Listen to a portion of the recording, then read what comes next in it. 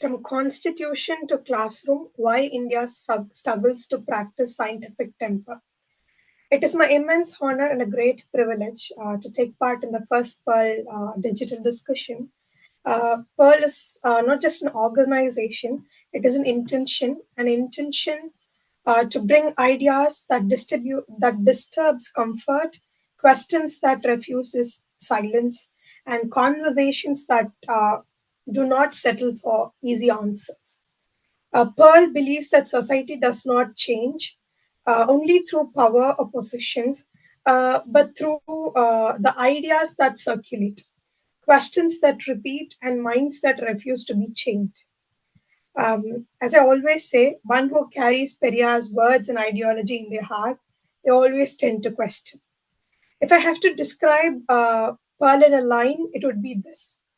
Pearl is where inquiry becomes action. And I should thank Tolar Harish and Dr. Sendil for joining in hand on starting such an initiative. And the first event, choosing a topic which is more than just about just a topic or just a topic that is being commonly spoke about people in the diaspora of rationalism. Scientific temperament is worldwide topic because that matters in a human life. Because without thinking, there is no reforms, and without reforms, there is no justice. Before we enter into law, constitution, or classrooms, I want to begin where Tamil society has always begun, with poetry, because poetry in our land was never meant to be just ornamental. It was revolutionary. Um, மூட நம்பிக்கை மனிதனின் அறிவை சங்கிலியிடும் ஆனால் அறிவே மனிதனின் மூளையை முழுமையாக்கும், which is as simple as it is. Blind belief does not merely mislead human beings. It chains them, it chains the human mind. And knowledge does not merely inform humans, it liberates them. Today, I want to talk about scientific temper, definitely not a scientific concept, but as in mental freedom. Me as a law student, it has always been an wonder every time when I step henceforth in the Constitution. Starting from Article 1, going forward, it has always been a wonder. Yeah, my nation's Constitution has dared to give this in my to its citizens.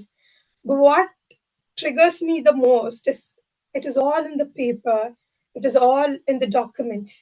But in reality, in practice, we don't live that. We don't actually um, live what we have been promised for.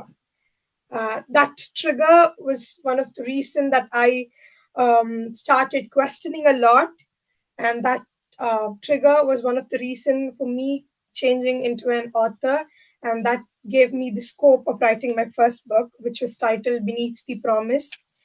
But today, since we are speaking in a global diaspora, let me begin with India. India is one of the world's oldest civilization, a land of philosophy, mathematics, medicine, literature, a land that gave zero, yet still struggles to erase superstitions. India is also the world's largest democracy. Democracy by one of the oldest and most detailed constitution ever written. And yet, we must ask honestly how a nation with such intellectual heritage struggles so deeply with rational thinking in everyday life. How does a country that constitutionally amend reason socially punish those who practice it? The contradiction is the heart of today's discussion. The frame of our constitution and the framers actually understood something crucial. They knew that political freedom alone is not enough, mental freedom is essential. And the head of the drafting committee of the constitution was Dr. Ambedkar. That why is Article 51 in our constitution? Article 51 AH says that something is very remarkable. It places a duty on every citizen to develop scientific temper, humanism, and the spirit of inquiry and reform. Not belief, not obedience, but inquiry. Scientific temper here is not a profession. It is not about laboratories. It is about asking why, refusing blind acceptance, and having the courage to change one's mind. Even evidence demands it.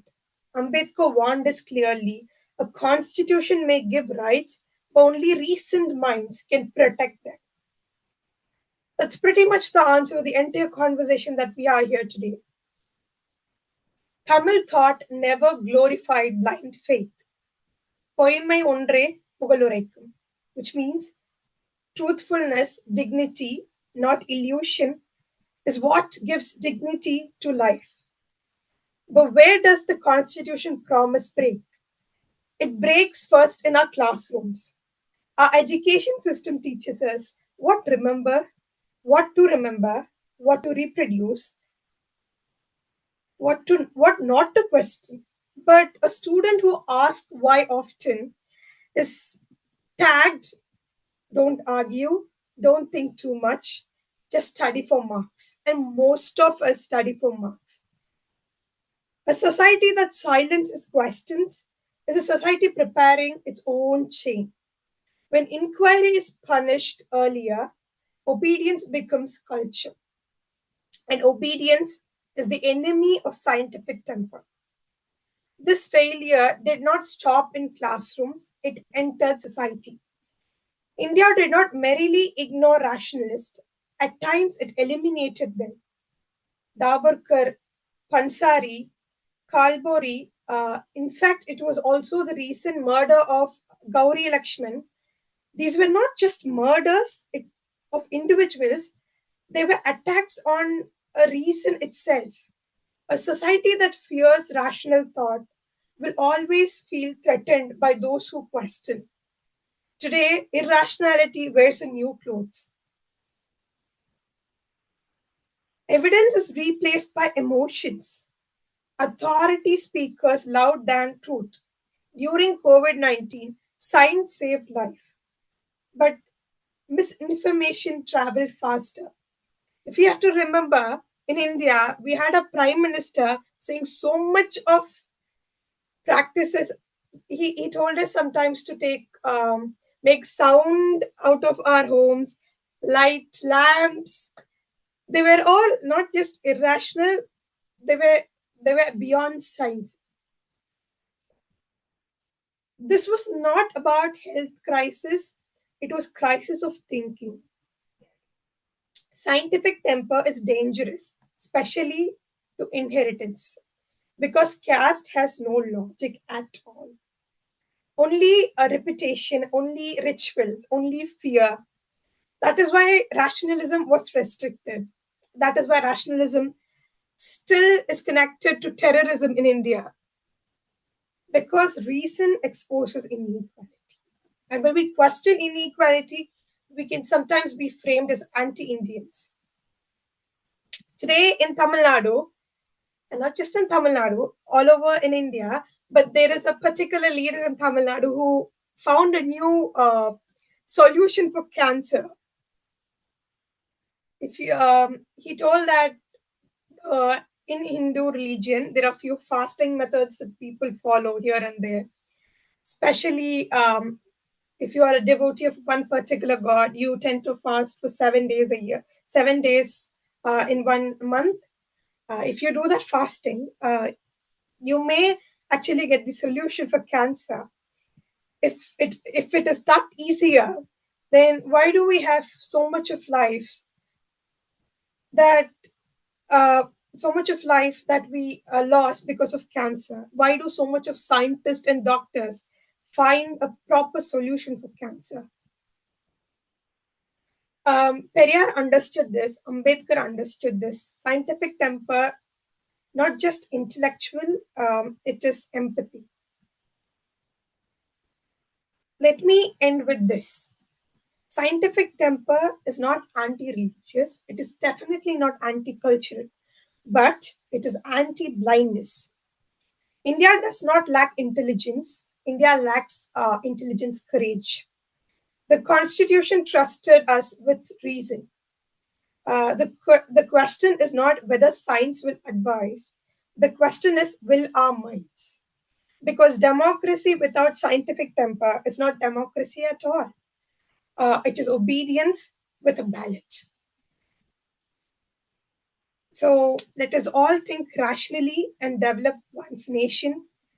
Let us start questioning each and everything, not because we are arrogant, but because we wanted to know what actually science is. We wanted to know what the actual solution is. And I should once again thank Pearl for starting such a discussion with intelligence in the first place.